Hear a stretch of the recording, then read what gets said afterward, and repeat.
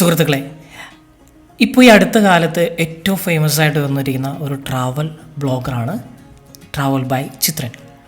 ആള് വീഡിയോയുടെ ഇൻട്രോ പറയുന്ന പോലെ തന്നെയാണ് ഈ വീഡിയോയ്ക്ക് ഇൻട്രോ പറയാനായിട്ട് ആഗ്രഹിക്കുന്നത്.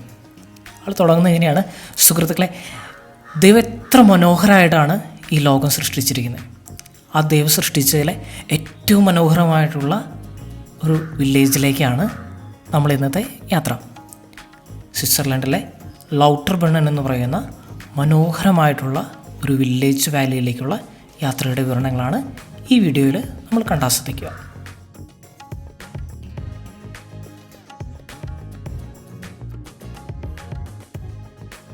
നമ്മൾ സ്വിറ്റ്സർലൻഡിലെ ബാസൽ ബേബെ എന്ന് പറയുന്ന റെയിൽവേ സ്റ്റേഷനിൽ നിന്നാണ് യാത്രകൾ ആരംഭിക്കുന്നത്. തലേദിവസം നമ്മൾ എത്തി. നമ്മൾ എൻ്റെ ഒരു സുഹൃത്തിൻ്റെ പേപ്പൻ്റെ വീട്ടിലാണ് നമ്മൾ താമസിച്ചത്. അതിരാവിലെ 5 മണിക്ക് തന്നെ നമ്മൾ യാത്രകൾ തുടങ്ങി കേട്ടോ. കാരണം പലതാണ്. നമ്മളൊരു ദിവസത്തേക്കുള്ള ടിക്കറ്റാണ് എടുത്തിരിക്കുന്നത്. അതുകൊണ്ട് അതിരാവിലെ തന്നെ നമ്മൾ ആ ടിക്കറ്റിൽ യാത്ര ചെയ്യാണ്. ഏകദേശം ഒരു 110 യൂറോയാണ് നമുക്കൊരു ദിവസത്തെ ടിക്കറ്റിനായിട്ട് യാത്രയ്ക്ക് മാത്രമായിട്ട് ചിലവായിട്ട് വന്നിരിക്കുന്നത്. സ്വിറ്റ്സർലാൻഡിൻ്റെ കാഴ്ചകൾ എന്ന് പറയുന്നത് അതിമനോഹരമാണ്.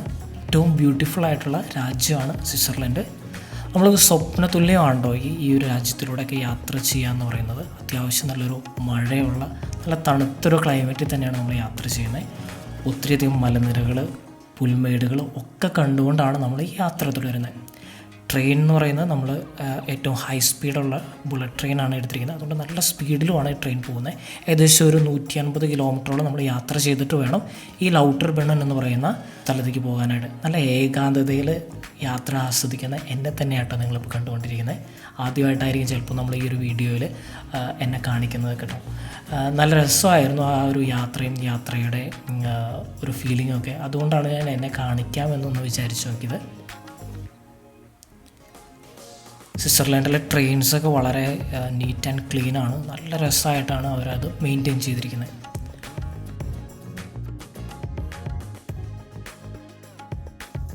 നമ്മൾ ഇൻ്റർലാക്കൻ എന്ന് പറയുന്ന ഒരു 2 ലേക്കുകൾ ഒന്നിപ്പിക്കുന്ന ഒരു സ്ഥലത്തേക്ക് എത്തിച്ചേർന്നിരിക്കുകയാണ്. ഇൻ്റർലാക്കൻ എന്ന് പറയുമ്പോൾ തന്നെ 2 ലേക്കുകൾ ഒന്നിക്കുന്ന ഒരു സ്ഥലത്തെയാണ് കേട്ടോ പറയുന്നത്. ഈ 2 ലേക്കുകളുടെ പേരെന്ന് പറയുന്നത് ടൗൺ ലേക്ക് ആൻഡ് ബെർണിസ് ലേക്ക് എന്നാണ് പറയുന്നത്. കൃത്യമായിട്ട് പ്രൊണൗൺസ് ചെയ്തെന്ന് തന്നെ വിചാരിക്കുകയാണ്. ഈ 2 ലേക്കുകളും പണ്ട് ഒന്നായിരുന്നു. പിന്നീട് അതിനിടയിലായിട്ട് കുറച്ച് സിറ്റിയുടെ ഒക്കെ ഭാഗങ്ങളൊക്കെ വന്നു. ഇപ്പോൾ അത് രണ്ടായിട്ടാണ് നിൽക്കുന്നത്. അതിനിടയിലായിട്ടൊരു ചെറിയൊരു കനാല വഴിയായിട്ട് ഈ 2 ലേക്കുകളും ബന്ധിപ്പിച്ചിട്ടുണ്ട്. അതുകൊണ്ട് തന്നെയാണ് അവർക്ക് ഈ ഒരു ലേക്കിന് ഇൻ്റർലാക്കൻ എന്നുള്ള പേരും വന്നത്. നല്ല നീല നിറത്തിലാട്ടോ ഇവിടുത്തെ വെള്ളം കാണാനായിട്ട് പറ്റുക. നമ്മൾ ഈ നേപ്പാളിലും കാശ്മീരിലൊക്കെ പോകുമ്പോൾ കാണുന്ന അതേ നീല നിറത്തിലാണ് ഇവിടുത്തെ വെള്ളം കാണുക. നല്ല ശുദ്ധമായിട്ടുള്ള ജലമാണ്. ഒട്ടും കുത്തൊഴുക്കോ അല്ലെങ്കിൽ ചെളിയുടേതായിട്ടുള്ള ഒന്നും തന്നെയില്ല. അവിടെ നമ്മൾ മെയിൻ സ്റ്റേഷനിൽ ഇറങ്ങിയിട്ട് ലൗട്ടർബണ്ണൻ എന്ന് പറയുന്ന ഒരു ചെറിയൊരു ഗ്രാമത്തിലേക്കാണ് പോകുന്നത്. ടിപ്പിക്കൽ സ്വിറ്റ്സർലാൻഡ് ഗ്രാമത്തിലേക്കാണ് പോകുന്നത്. ശരിക്കും നമ്മൾ അവിടെ ചെന്ന് കഴിയുമ്പോൾ ഈ ഗ്രാമം, ഒരു സ്വിറ്റ്സർലൻഡിൻ്റെ ഗ്രാമം എങ്ങനെയാണ് ഇരിക്കുന്നത് എന്ന് കാണാനായിട്ടാണ്. ശരിക്കും സ്വിറ്റ്സർലൻഡിൻ്റെ കൾച്ചറും അതുപോലെ തന്നെ അവർ പണ്ട് കാലങ്ങളിൽ എങ്ങനെയാണ് ജീവിച്ചിരുന്നത് അത് അതേപടി തന്നെ അവരവിടെ നിലനിർത്തിയിട്ടുണ്ട്. അതുകൊണ്ട് ഈ ലൗട്ടർബണ്ണൻ എന്ന് പറയുന്ന ഒരു സ്ഥലം വളരെ ഫേമസ് ആണ്. ഒരു ടോയ് ട്രെയിൻ പോലത്തെ ഒരു ട്രെയിനിലാണ് നമ്മളിപ്പോൾ പോയിക്കൊണ്ടിരിക്കുന്നത്. വളരെ വേഗത കുറഞ്ഞ ഒരു ട്രെയിനാണിത്.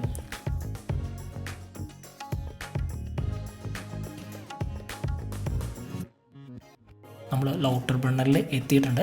ലൗട്ടർബണ്ണൻ എന്നൊരു വാക്കിൻ്റെ അർത്ഥം തന്നെ വാട്ടർഫാൾസ് എന്നാണ്. ലവ് ഓഫ് വാട്ടർഫാൾസ് എന്നാണ്. ഏകദേശം 72 വാട്ടർഫാൾസാണ് ഈ വില്ലേജിലുള്ളത്. അതിൽ 2 വാട്ടർഫാൾസാണ് നമ്മളിന്ന് എക്സ്പ്ലോർ ചെയ്യാനായിട്ട് ഉദ്ദേശിക്കുന്നത്. അവിടുത്തെ സിറ്റി എന്നൊക്കെ പറയുന്നത് ശരിക്കും അതേ പഴയ കാലഘട്ടത്തിൽ അവർ മെയിൻറ്റെയിൻ ചെയ്ത അതേപോലെ തന്നെയാണ്. കൂടുതലും വുഡ് അങ്ങനെയുള്ള കുറേ കാര്യങ്ങളൊക്കെയാണ്. പിന്നെ പുറത്തേക്കൊക്കെ ആയിട്ട് അവർക്ക് ഗാർഡനൊക്കെ നല്ല രീതിയിൽ സെറ്റ് ചെയ്തിട്ടുണ്ട്. എല്ലാ വീടിൻ്റെ ചുമരിലൊക്കെ ആയിട്ട് കുറേയധികം ഈ ഗാർഡൻസൊക്കെ അവർ സെറ്റ് ചെയ്ത് വെച്ചിട്ടുണ്ട്. ഇപ്പം നമ്മളൊരു കാണുന്നത് ബേർഡ്സ് വ്യൂ ആട്ടോ. ലൗട്ടർബണ്ണിൻ്റെ ശരിക്കും വ്യൂ എന്താണെന്ന്, മനോഹാരിത എന്താണെന്ന് എടുത്തു കാണിക്കാനായിട്ട് ഹെലിക്യാം വ്യൂ നമ്മളെ സഹായിക്കും. നല്ല പച്ചപ്പുണ്ട്. ചെറിയ ചെറിയ വീടുകൾ ഇങ്ങനെ അങ്ങ് അകലേക്കായിട്ടൊക്കെ സെറ്റ് ചെയ്ത് വെച്ചിട്ടുണ്ട്. എല്ലാ വീട്ടിലും ഇപ്പോഴും താമസമുണ്ട് കേട്ടോ. ആൾക്കാരൊക്കെ അതേ ജീവിത രീതി തന്നെയാണ് ഇപ്പോഴും തുടർന്നുകൊണ്ടിരിക്കുന്നത്. ഒരു പ്രത്യേക ഒരു ഫീൽ തന്നെയായിരുന്നു. അധികം മഴ ആ സമയത്ത് പെയ്തില്ല, അതുകൊണ്ടാണ് നമുക്ക് ഹെലിക്യാമൊക്കെ പറത്താനായിട്ടൊക്കെ പറ്റിയത്. ദൂരെയൊക്കെ ആയിട്ട് ചെറിയ ചെറിയ പുൽക്കൂട്ടിലൊക്കെ വയ്ക്കുന്ന പോലത്തെ ചെറിയ ചെറിയ വീടുകളൊക്കെ ഉണ്ട്.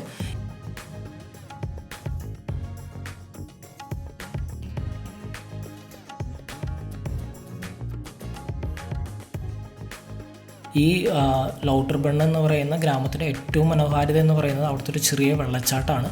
അങ്ങ് ദൂരെയായിട്ട് 300 മീറ്ററിന് മുകളിൽ നിന്ന് താഴേക്ക് പതിക്കുന്ന ഒരു വെള്ളച്ചാട്ടമാണ്. അതിൻ്റെ ഒരു ചെറിയൊരു അരുവി പോലെ നമുക്ക് താഴേക്ക് പോകുന്നത് കാണാനായിട്ടൊക്കെ സാധിക്കും. പിന്നെ വേഗൺ എന്ന് പറയുന്ന ഒരു സ്ഥലത്തേക്ക് പോകുന്ന ട്രെയിനാണ്, മഞ്ഞ ട്രെയിനാണ് ആ കാണുന്നത്. നമ്മൾ അതിനകത്ത് യാത്ര ചെയ്തിട്ടുണ്ട്. ഒരു അടിപൊളി എക്സ്പീരിയൻസ് ആയിരുന്നു ആ ട്രെയിനിൽ യാത്ര ചെയ്യുക എന്നുള്ളത്.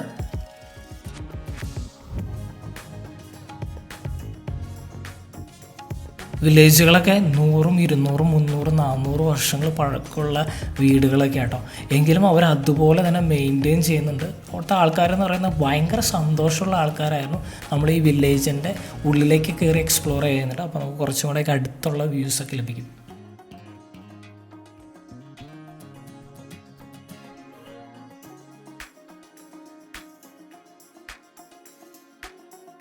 പല കളറിലും ഉണ്ട് കേട്ടോ. കൂടുതലായിട്ട് അവരൊരു പച്ച കളറാണ് കൊടുത്തിരിക്കുന്നത് ഷെയ്ഡ്സിനായിട്ട്. അതിനകത്ത് ഡാർക്കും ഉണ്ട്, ലൈറ്റ് പച്ച കളറുകൾ. ശരിക്കും പറഞ്ഞാൽ ചിലപ്പോൾ അവരുടെ ഒരു ഭൂനിരപ്പിൻ്റെ ഒരു പശ്ചാത്തലത്തിലായിരിക്കും അവരതൊരു ക്രിയേറ്റ് ചെയ്ത് വെച്ചിരിക്കുന്നത്. തൊട്ടടുത്ത് കണ്ട ഒരു പള്ളിയാട്ടോ. അപ്പോൾ പള്ളിയുടെ വ്യൂ എന്ന് പറയുന്നത് ശരിക്കും എടുത്തു പറയേണ്ടത് തന്നെയാണ്. ആ വെള്ളച്ചാട്ടത്തിൻ്റെ വ്യൂവും അതുപോലെ തന്നെ പള്ളിയും ആ ഒരു അരുവിയൊക്കെ ചേർത്ത് വെച്ചുകൊണ്ടാണ് ഈ പള്ളി നിലനിൽക്കുന്നത് അവിടെ. നമ്മൾ പോയ ദിവസം അത്യാവശ്യം നല്ലൊരു ചാറ്റൽ മഴയൊക്കെ ഉണ്ടായിരുന്നു. എങ്കിലും നമ്മുടെ ഒരു സ്പിരിറ്റിനൊന്നും അത് മോശമാക്കിയില്ല. ഈ കാണുന്ന വെള്ളച്ചാട്ടമാണ്. ആ വെള്ളച്ചാട്ടം എക്സ്പ്ലോർ ചെയ്യാനായിട്ടോ നമ്മളിനി അടുത്ത് പോകുന്നത്. ട്രബാക്ക് എന്ന് പറയുന്ന വെള്ളച്ചാട്ടമാണ്. ഈ വെള്ളച്ചാട്ടത്തിന് നമുക്ക് ദൂരെ നിന്ന് കാണുമ്പോൾ തന്നെ നല്ല രസമാണ്. എങ്കിലും ആ ഒരു വെള്ളച്ചാട്ടത്തിൻ്റെ മുകളിലേക്ക് പോകാനുള്ള ഒരു ഓപ്ഷൻ കൂടെ നമുക്കുണ്ട് കേട്ടോ. ഏകദേശം ഒരു 300 മീറ്റർ മുകളിലേക്ക് നമ്മൾ നടന്ന് കയറണം. നല്ല സ്ലിപ്പി ആയിട്ടുള്ള റോഡാണ്. നമ്മൾ ചെറിയ മലയുടെ സൈഡിൽ കൂടെ ഒരു വഴിയൊക്കെ ഉണ്ടാക്കിയിട്ടാണ് നമ്മൾ മുകളിലേക്ക് കയറ്റുന്നത്. എങ്കിലും നല്ല രീതിയിൽ സെക്യൂരിറ്റി വരെയൊക്കെ റെഡിയാക്കിയിട്ടുണ്ട്. സൈഡിലായിട്ട് റോപ്പ്, ഇരുമ്പിൻ്റെ റോപ്പ് സെറ്റ് ചെയ്തിട്ടുണ്ട്. ഇപ്പുറത്തെ സൈഡിൽ ഗ്രില്ലുണ്ട്. അതുകൊണ്ട് നമുക്ക് വലിയ പേടിയില്ലാതെ മുകളിലേക്ക് പോകാൻ പറ്റും. ഒത്തിരിയധികം ആൾക്കാർ മുകളിലേക്ക് കയറുന്നുണ്ട് കേട്ടോ. നമ്മൾ മുകളിൽ നിന്ന് എത്തിക്കഴിയുമ്പോൾ ഉള്ളൊരു വ്യൂ ആണിത്. ഈ ശരിക്കും നല്ല കട്ടിയിലുള്ള മഴത്തുള്ളികൾ വീഴുന്നത് ആ വെള്ളച്ചാട്ടത്തിൻ്റെ വെള്ളം കേട്ടോ. നമ്മൾ തൊട്ടടുത്തുനിന്ന് കാണുമ്പോൾ ആ വെള്ളച്ചാട്ടത്തിൻ്റെ മനോഹാരിത നമുക്ക് ആസ്വദിക്കാൻ പറ്റില്ല. പക്ഷേ ആ ഒരു സൗണ്ടും ഒക്കെ ശരിക്കും നമുക്ക് എടുത്തു പറയേണ്ടതാണ്. ഞാൻ ആദ്യമായിട്ടോ ഇത്ര അടുത്ത് ഒരു വെള്ളച്ചാട്ടത്തിൻ്റെ ഏറ്റവും മുകളിൽ കയറിയിട്ട് വെള്ളച്ചാട്ടം ഇങ്ങനെ ചാടുന്നതിൻ്റെ തൊട്ടടുത്തുള്ള ഫീൽഡിൽ നിന്ന് കാണുന്നത്. നമ്മുടെ അതിരപ്പള്ളി വെള്ളച്ചാട്ടം പോലെ അല്ലെങ്കിൽ റെയിൻഫാൾസ് വെള്ളച്ചാട്ടം പോലെ വലിയ വെള്ളച്ചാട്ടമൊന്നുമല്ല, ഒരു നൂല് താഴേക്ക് ഇറങ്ങി വീഴുന്ന പോലെയാണ്. പക്ഷേ നമ്മുടെ കണ്ണിൽ ഒരു ഭയങ്കര ഒരു കുളിർമയേൽക്കുന്നതാണ്. ഒരു ഭയങ്കര ഒരു ഫീൽ ചെയ്യാനാണോ ഇത്രയും മുകളിൽ നിന്നൊരു വെള്ളച്ചാട്ടം താഴേക്ക് വീഴുക എന്നുള്ളത്. ശരിക്കും താഴേക്ക് വെള്ളം വീഴുന്നുണ്ടെന്ന് തന്നെ നമുക്ക് തോന്നില്ല. ശരിക്കും എന്തോ ഒരു നൂല് പോലെ താഴേക്ക് വീഴുന്ന പോലെയൊക്കെയാണ് നമുക്ക് തോന്നുള്ളൂ. എങ്കിലും ഒരു ഭയങ്കര ഫീലിംഗ് തന്നെ നൽകുന്ന ഒരു വെള്ളച്ചാട്ടമാണിത്. ആ ഗ്രാമങ്ങളിൽ താമസിക്കുന്നവരൊക്കെ എന്ത് ഭാഗ്യമുള്ളവരാണെന്നൊക്കെ ചിന്തിച്ചിട്ടുണ്ട്. കാരണം അവർക്ക് എപ്പോഴും ഈ വെള്ളച്ചാട്ടം കണ്ടുകൊണ്ടിരിക്കാൻ പറ്റും.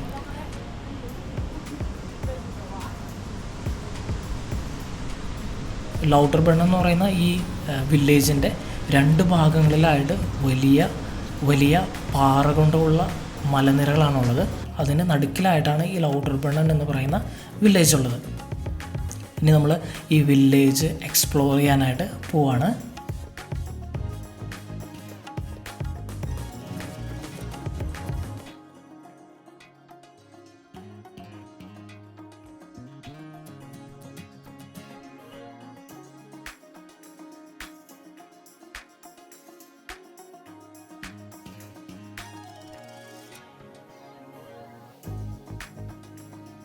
ഇതാട്ടോ താഴെ നിന്ന് നമ്മൾ നോക്കുമ്പോൾ ആ പള്ളിയുടെ വ്യൂ, ആ ചെറിയൊരു അരുവി, പള്ളി, വെള്ളച്ചാട്ടം, ആ വില്ലേജിൻ്റെ ഒരു സെറ്റപ്പ്, ഒരു അമേസിങ് ആയിട്ടുള്ളൊരു എക്സ്പീരിയൻസ് തന്നെയാണ്.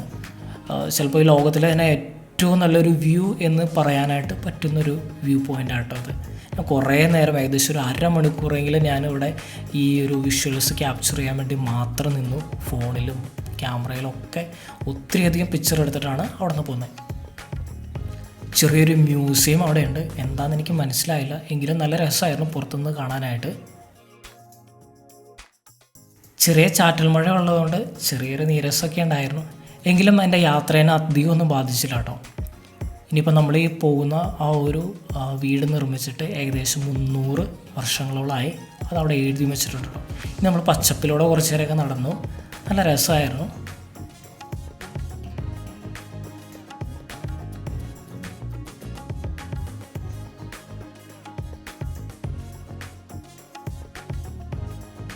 ഏകദേശം 1 മണിക്കൂറോളം ആ ഒരു ഗ്രാമത്തിൻ്റെ ഉൾഭാഗങ്ങളിലൂടെയൊക്കെ പോയി. പിന്നെ കുറച്ച് കഴിഞ്ഞപ്പോഴാണ് ഇന്ത്യയിൽ നിന്ന് തന്നെയുള്ളൊരു ഫ്രണ്ട് എന്നോട് പറഞ്ഞ് അവിടെ ഒരു കേബിൾ കാറിൻ്റെ ഓപ്ഷൻ ഉണ്ട്, ആ കേബിൾ കാറിൽ പോവുകയാണെങ്കിൽ നമുക്കൊരു മലയുടെ ഏറ്റവും മുകളിൽ പോയിട്ട് പിന്നെയും നമുക്ക് കാണാമെന്നുള്ള ഒരു കാര്യം പറഞ്ഞത്. ഏകദേശം ഒരു 600 മീറ്ററോളം മുകളിലേക്ക് പോകുന്ന ഒരു കേബിൾ കാറാട്ടത്. ഇംഗ്ലീഷിലും ജർമ്മനിലും നമ്മളത് വെൽക്കം ചെയ്യുന്നുണ്ട്. ചെറിയ മൂടൽമഞ്ഞുള്ളതുകൊണ്ട് മുന്നോട്ടുള്ള കാഴ്ചകൾ അത്ര ക്ലിയർ അല്ല. ഇതാട്ടോ നമ്മൾ ഏറ്റവും മുകളിലേക്ക് എത്തിക്കഴിയുമ്പോൾ ഉള്ള ഒരു വ്യൂ പോയിൻ്റ് ഉള്ളത്. ആ വ്യൂ പോയിൻറ്റുകൾ ഇനി നമുക്ക് കാണാനായിട്ടൊക്കെ പറ്റും. നമ്മൾ ഏറ്റവും മുകളിൽ എത്തിക്കഴിയുമ്പോൾ അവിടെ നിന്ന് പിന്നെ ഒരു ട്രെയിൻ സർവീസാണ്. ഏകദേശം ഒരു 6 കിലോമീറ്ററോളം ഉണ്ട് ആ ഒരു ട്രെയിൻ സർവീസ്. അത് നമ്മുടെ നേരെ ഓപ്പോസിറ്റ് കാണുന്ന അതേ മലനിരയുടെ പാരലായിട്ടാണ് ഇപ്പോൾ നമ്മൾ യാത്ര ചെയ്തുകൊണ്ടിരിക്കുന്നത്.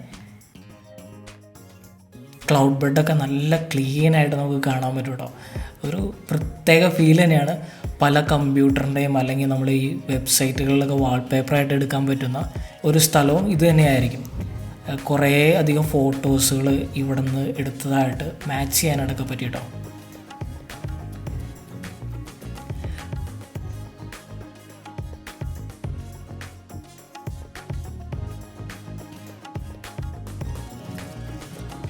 ഈ കാണുന്ന 3 ഫ്രണ്ട്സാണ് എനിക്ക് ഈ കാര്യങ്ങളൊക്കെ ഐഡിയയൊക്കെ ഇവിടെ എത്തിക്കഴിഞ്ഞപ്പോൾ എനിക്ക് പറഞ്ഞു തന്നത്. ലൗട്ടർബണ്ണൻ ആ ഒരു വില്ലേജ് എക്സ്പ്ലോർ ചെയ്ത് കഴിഞ്ഞപ്പോൾ അവരാണ് പറഞ്ഞത് ഇങ്ങനെ ഒരു കേബിൾ കാറിൻ്റെ ഓപ്ഷൻസ് ഉണ്ട്. ഏകദേശം ഒരു 40 യൂറോയായിരുന്നു എനിക്കിതിനായിട്ട് വന്നത്. മുകളിൽ ചെന്ന് കഴിഞ്ഞപ്പോൾ നല്ല അടിപൊളി വ്യൂ ആയിരുന്നു, നല്ല മൂടൽ മഞ്ഞുണ്ടായിരുന്നു. ഇപ്പോൾ ക്ലൈമറ്റ് ഏകദേശം -डिग्री ആയിട്ടോ.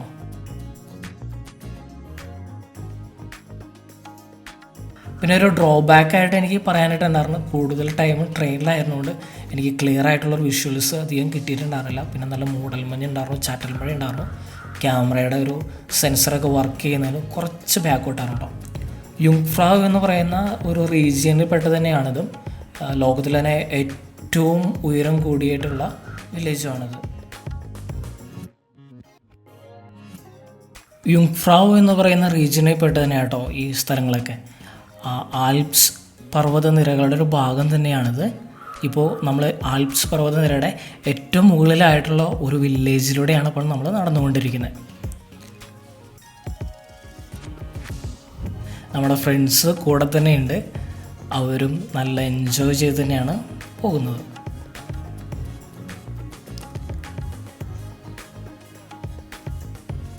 അവിടുത്തെ റെസ്റ്റോറൻറ്റുകളും ബാക്കി കാര്യങ്ങളൊക്കെ സെറ്റ് ചെയ്തിരിക്കുന്നത് കാണാൻ തന്നെ നല്ല ബ്യൂട്ടിയാട്ടോ. ഒരു വില്ലേജിൻ്റെ മനോഹാരിത എന്ന് പറയുന്നത് ഒരു എടുത്തു പറയേണ്ടത് തന്നെയാണ്. ക്യാമറയിൽ അത്ര നല്ല വിഷ്വൽസൊന്നും നമുക്ക് കിട്ടണ്ടായില്ല, എങ്കിലും നമ്മൾ കാണുന്ന വിഷ്വൽസ് തന്നെയാണോ ഒരു പ്രത്യേക ഒരു വൈബാണ് നമ്മളവിടെ ഫീൽ ചെയ്തുകൊണ്ടിരുന്നത്. കുറേയധികം ഫോട്ടോ പോയിൻറ്റ്സുകൾ അവിടെ അവർ സെറ്റ് ചെയ്തിട്ടുണ്ടായിരുന്നു.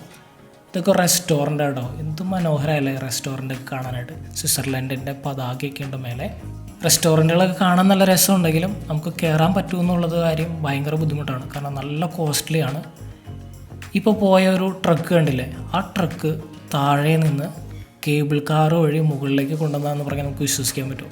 ഇവിടുത്തെ നിർമ്മാണ പ്രവർത്തനങ്ങൾക്കൊക്കെ ആയിട്ട് മുകളിൽ നിന്ന് കേബിൾ കാറിലാണ് ഇവരെല്ലാ കാര്യങ്ങളും മുകളിലേക്ക് കൊണ്ടുവരുന്നത് കേട്ടോ.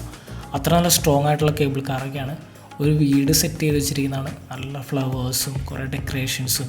അതുപോലെ തന്നെ കൂടുതലൊരു കടും നീല കളറാണ് അവർ കൂടുതലായിട്ട് വീടുകളൊക്കെ അലങ്കരിക്കാനായിട്ട് വെച്ചിരിക്കുന്നത്. ഇനി നമ്മൾ പോകുന്നതാണ് ലോകത്തിലെ തന്നെ ഏറ്റവും സ്റ്റീപ്പസ്റ്റ് ആയിട്ടുള്ള സിപ്പ് ലൈൻ. സ്റ്റീപ്പസ്റ്റ് എന്ന് പറയുമ്പോൾ ഒരു കാലിൽ നിന്ന് മറ്റൊരു കാലിലേക്ക് അതിനിടയിലായിട്ട് വേറെ ബന്ധിപ്പിക്കാനോ അല്ലെങ്കിൽ താങ്ങി നിർത്താനായിട്ടുള്ള വേറെ കാലുകളൊന്നുമില്ല.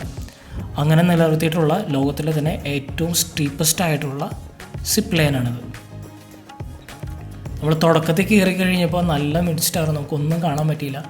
താഴെ എത്തിക്കഴിഞ്ഞപ്പോൾ നമുക്കൊരു ചെറിയൊരു ഐഡിയ തോന്നിയിട്ട് അവിടുത്തെ ആളോട് ചോദിച്ചു ഒന്നും കൂടെ കയറിക്കോട്ടെ എന്ന് ചോദിച്ചു. അങ്ങനെ രണ്ടാമത് കയറിയപ്പോൾ കണ്ട ഒരു വ്യൂ പോയിൻ്റ് കേട്ടോ. 2-3 നദികൾ, ചെറിയ അരുവികൾ ഇങ്ങനെ ഒന്നിച്ചു വരുന്നൊരു വ്യൂ പോയിൻ്റ്. കിട്ടില്ല വ്യൂ പോയിൻ്റ് എന്ന് പറഞ്ഞു കഴിഞ്ഞാൽ ഒരു രക്ഷയുണ്ടായില്ല. ആ ഒരു ഗ്രാമത്തിൻ്റെ മനോഹാരിത ഏറ്റവും മുകളിൽ നിന്ന് നമ്മൾ ആസ്വദിച്ച ഒരു പോയിൻ്റാട്ടോ അത്.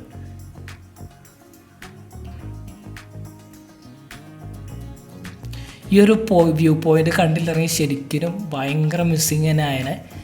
അത്രയ്ക്ക് രസമായിരുന്നു ഈ ഒരു വ്യൂ പോയിൻ്റ് കാണാനായിട്ട്. കുറേ അധികം ആൾക്കാരും ഉണ്ടായിരുന്നു കേട്ടോ ഈ ഒരു വ്യൂ കാണാനായിട്ട്, സ്റ്റീപ്പസ്റ്റ് സിപ്പ് ലൈനിൽ കയറാനായിട്ട്.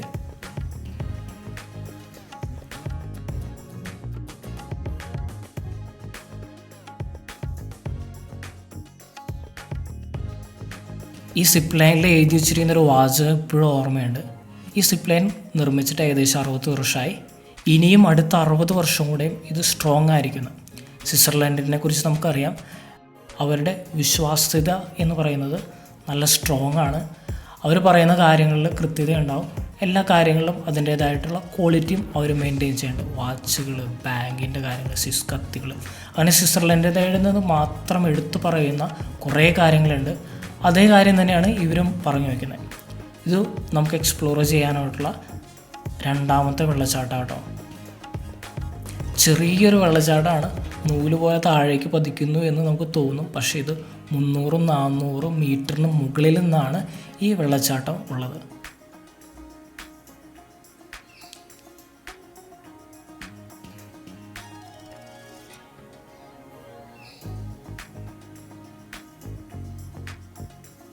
നമ്മൾ നേരത്തെ കണ്ട 2 അരുവികൾ വന്ന് യോജിപ്പിക്കുന്നതിൻ്റെ നേരെ ഓപ്പോസിറ്റുള്ള വ്യൂ ആട്ടോ അത്. ഈ ഒരു വ്യൂ പോയിൻ്റ് നമ്മൾ കുറേയധികം വാൾപേപ്പറുകളൊക്കെ കണ്ടിട്ടുണ്ട്.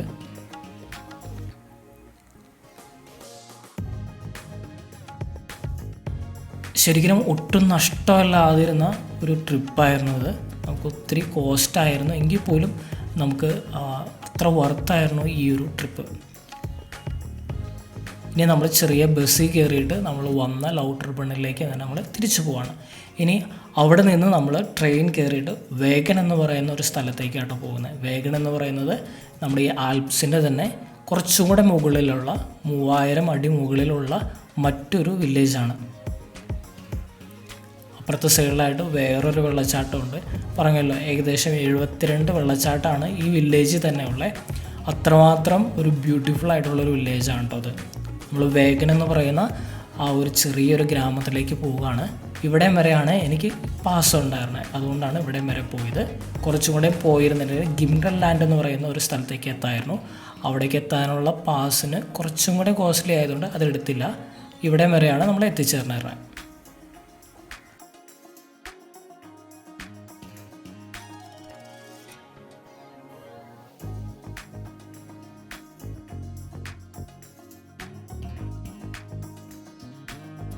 നമ്മൾ ശരിക്കും പറഞ്ഞു കഴിഞ്ഞാൽ നേരെ ഓപ്പോസിറ്റ് കാണുന്ന ആൽപ്സ് പർവ്വതനിരയും എക്സ്പ്ലോർ ചെയ്തു.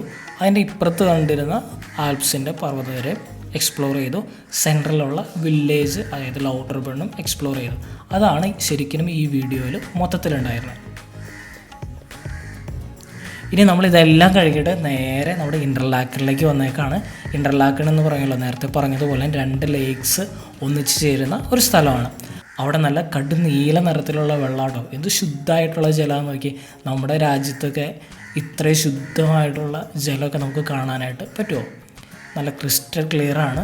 കുറേയധികം ക്രൂയിസ് കപ്പലുകളൊക്കെ അവിടെ ഉണ്ടായിരുന്നു. അതിനകത്തൊക്കെ കയറാനൊക്കെ ഫ്രീ ആയിരുന്നു. പിന്നെ നൈറ്റ് ആയതുകൊണ്ട് മാത്രം നമ്മൾ കയറിയിട്ടില്ല. അങ്ങനെ ഈ ഒരു വഴിയിലൂടെ കുറേ നേരം നടക്കാമെന്ന് വിചാരിച്ചു. അത്ര പീസ്ഫുള്ളായിട്ടുള്ളൊരു പ്ലേസ് ആയിരുന്നു ഇത്. അതുകൊണ്ട് ഈ ഒരു ഭാഗം എക്സ്പ്ലോർ ചെയ്യാനായിട്ട് നമ്മൾ പോവാണ്. ഇതിനിടയിലും കുറേയധികം ടൂറിസ്റ്റ് ആക്ടിവിറ്റീസ് ഉണ്ടായിരുന്നു. കുറേയധികം സിപ്പ് ലൈനുകളും ഒക്കെ ഉണ്ടായിരുന്നു. പക്ഷെ നമ്മളത് പിന്നെ എക്സ്പ്ലോർ ചെയ്യാൻ പോയില്ല, കാരണം ഓൾറെഡി നമ്മൾ 2 സിപ്പ് ലൈനിൽ കയറിയിട്ടുണ്ടായിരുന്നു.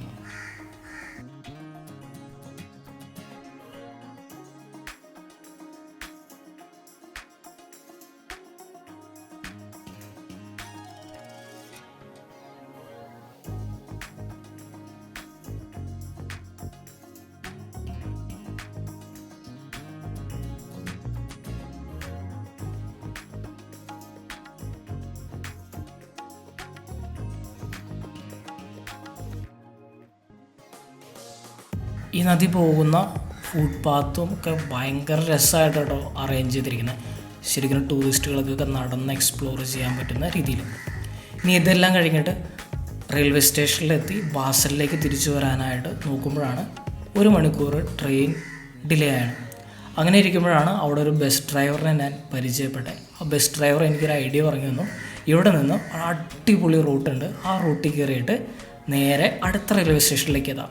അവിടെ 1 മണിക്കൂറോളമാണ് ഈ യാത്രയ്ക്കുള്ള ഡ്യൂറേഷൻ വരുന്നത്. ശരിക്കും സ്വിറ്റ്സർലൻഡിൻ്റെ റോഡിൻ്റെ ഭംഗി കാണിച്ചു തരാമെന്ന് പറഞ്ഞിട്ടാണ് ആൾ കൊണ്ടുപോയത്. ഏകദേശം 1 മണിക്കൂർ നമ്മൾ ഈ യാത്രയ്ക്ക് എടുത്തു. ഒരു മല ഇടിച്ച് സൈഡിലൂടെ പോകുന്ന ഒരു റോഡാണത്. നല്ല രസമായിരുന്നു. കുറേയധികം തുരങ്കങ്ങളും കാര്യങ്ങളൊക്കെ ഉണ്ടാക്കി വെച്ചിട്ടുള്ള ഒരു അടിപൊളി റോഡായിരുന്നു. ബസ് ഡ്രൈവറായാലും എന്നെ ഏറ്റവും ഫ്രണ്ട് സീറ്റിലിരുത്തി കാര്യങ്ങളൊക്കെ പറഞ്ഞു തന്ന് എക്സ്പ്ലെയിൻ ചെയ്ത് തന്നുകൊണ്ടിരുന്നായിരുന്നു. പിന്നെ ചെറിയൊരു മഴയുണ്ടായതുകൊണ്ട് സൈഡിലുള്ള ആ വലിയ ലേക്ക് നമുക്ക് എക്സ്പ്ലോർ ചെയ്യാൻ പറ്റിയില്ലായിരുന്നു. എങ്കിലും കുറേയൊക്കെ കഴിഞ്ഞ് കഴിഞ്ഞപ്പോൾ ആൾ തന്നെ നിർത്തി തന്നിട്ട് ആ ലേക്കിൻ്റെയൊക്കെ ഇറക്കി എന്നെ കുറച്ച് നേരമൊക്കെ അവിടെ എൻ്റർടൈൻമെൻറ്റ് ചെയ്തു തന്നിട്ടുണ്ടോ.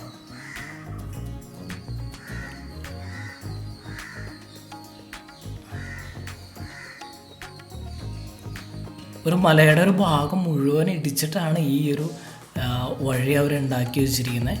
ഒരു സൈഡിൽ ലേക്കും ഒരു സൈഡിൽ ആൽപ്സിൻ്റെ ഭാഗങ്ങളാണുള്ളത്. അവിടെ എത്തിക്കഴിഞ്ഞപ്പോൾ ചെറിയൊരു വെള്ളച്ചാട്ടം, ഇത് ഭയങ്കര ഫേമസ് ആയിട്ടുള്ള സെൻറ്റ് പീറ്റേഴ്സ് വെള്ളച്ചാട്ടമൊക്കെ ആണെന്നൊക്കെ പറഞ്ഞ് എന്നെ കാണിച്ചു തന്നു. നല്ല രസമായിരുന്നു കേട്ടോ. കുറച്ച് നേരമൊക്കെ ഒന്ന് അവിടെ നിന്നൊക്കെ ഇറങ്ങി അതൊന്ന് എക്സ്പ്ലോർ ചെയ്തിട്ടാണ് നമ്മൾ പോകുന്നത്. ശരിക്കും എനിക്ക് വേണ്ടി മാത്രമാണ് കേട്ടോ ആൾ ഈ ഒരു വെള്ളച്ചാട്ടത്തിൻ്റെ അവിടെ നിർത്തി തന്നെ. ഞാൻ വീഡിയോ ഒക്കെ എടുക്കണുണ്ട്, ഇപ്പോൾ ആൾ ഇറങ്ങി എടുത്തോ എന്നൊക്കെ പറഞ്ഞ് എന്നെ സഹായിച്ചതെന്നാണ്.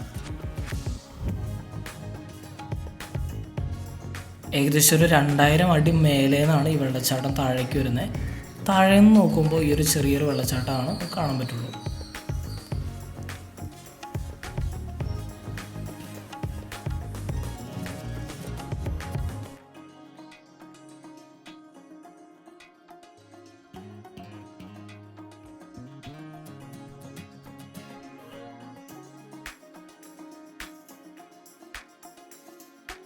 എന്തൊക്കെ പറഞ്ഞാലും ആ ബസ് ഡ്രൈവറിൻ്റെ മുഖം കാണിക്കാനായിട്ട് ആൾ അനുവദിച്ചില്ല.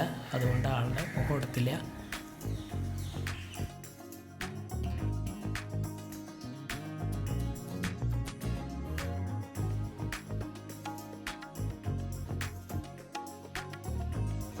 പോകുന്ന വഴിക്ക് ആളെന്നോട് പറയുകയും ചെയ്തു ഈ ലേക്കിൻ്റെ അപ്പുറത്തെ സൈഡിലാണ് ആളുടെ വീട്, ഇനി വരുമ്പോൾ അവിടേക്ക് വരണമെന്നൊക്കെ പറഞ്ഞിട്ടാണ് ആൾ എന്നെ വിട്ടുതരുന്നത്. പിന്നെ ഇൻട്രസ്റ്റിംഗ് ആയിട്ട് തോന്നിയൊരു കാര്യമാണ്, പല ഭാഗങ്ങളിൽ മണ്ണിടിച്ചിലൊക്കെ ഉള്ളതുകൊണ്ട് അവർ മുകളിലായിട്ട് നല്ല രീതിയിൽ പ്രൊട്ടക്ഷൻ ഏർപ്പെടുത്തിയിട്ടുണ്ടായിരുന്നു. ഇതാണ് ആ ലേക്ക് പറഞ്ഞത്. നല്ല ബ്യൂട്ടിഫുൾ ആയിട്ടൊരു ലേക്കായിരുന്നു. അതിമനോഹരമായ ലൗട്ടർബൺ എന്ന് പറയുന്ന വില്ലേജിൻ്റെയും ഇൻ്റർലാക്കൻ എന്ന് പറയുന്ന തടാകങ്ങളുടെയും വിഷ്വൽസാണ് നമ്മൾ ഇന്നത്തെ ദിവസം കണ്ടത്. വരുന്ന ദിവസങ്ങളിൽ അടിപൊളി വിശേഷങ്ങളായിട്ട് ഷെൽ ട്രാവലേഴ്സിലേക്ക് കടന്നു വരാം. നിങ്ങളുടെ അഭിപ്രായങ്ങൾ കമൻറ്റ് ബോക്സിൽ അറിയിക്കുക. Thank you.